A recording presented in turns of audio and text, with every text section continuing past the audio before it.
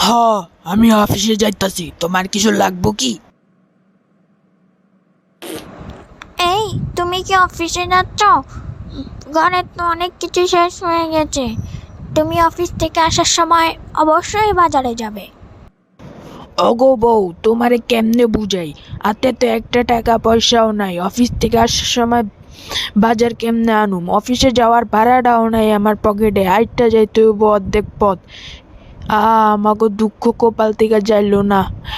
অফিসের বেতনও কম, এদিকে সব কিছুর যে দাম বাড়া বাড়ছে, আমরা তো মনে হয় টিক্কা থাকতে পারুম না, গ্রামে যাইতে।